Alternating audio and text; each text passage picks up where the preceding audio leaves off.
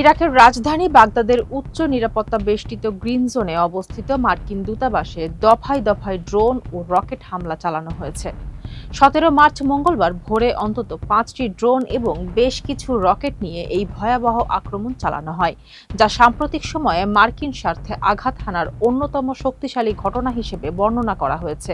আকাশে আগুনের লাল আভা, সাইরেনের শব্দ, দূতাবাসের ভেতর থেকে উঠছে ঘন কালো ধোঁয়া।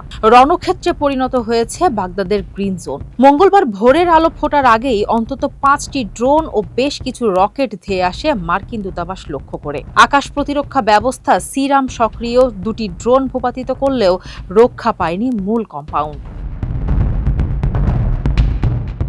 দূতাবাসের মূল স্থাপনায় একটি ড্রোন আঘাত হানার পর বিস্ফোরণের দৃশ্য ধরা পড়ে প্রত্যক্ষদর্শীদের ক্যামেরায়। একটি ড্রোন সরাসরি আঘাত হানে দূতাবাসের ভেতরে, মুহূর্তেই দাউ দাউ করে জ্বলে ওঠে আগুন। গত 28 ফেব্রুয়ারি থেকে শুরু হওয়া আঞ্চলিক উত্তেজনার জেরে ইরান সমর্থিত গোষ্ঠীগুলোই এই হামলা চালিয়েছে বলে ধারণা করা হচ্ছে। তবে কেবল দূতাবাস নয়, মার্কিন ভীতি ছড়িয়ে পড়েছে সর্বত্র। এর আগে বাগদাদ বিমানবন্দরের পাশে ভিক্টরি বেস কমপ্লেক্সে কাতাইব হিজবুল্লাহর এফপিভি ড্রোনের অবাধ বিচরণ ভাবিয়ে তুলেছে পেন্টাগনকে। প্রতিরক্ষা ব্যবস্থাকে ফাঁকি দিয়ে সেই হামলায় ব্যাহত হয় ঘাঁটির নিরাপত্তা।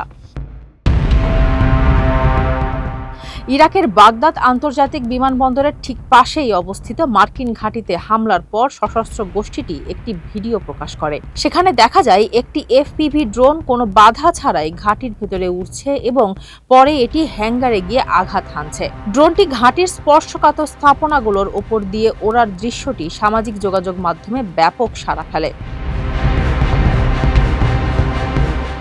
এছাড়াও ইরাকে 3টি মার্কিন সামরিক বিমান বিধ্বস্ত হওয়ার খবরে 6 সেনার মৃত্যুর খবর নিশ্চিত হয়েছে।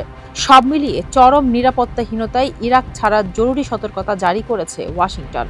ফারজানা হাসিন, মানবকণ্ঠ।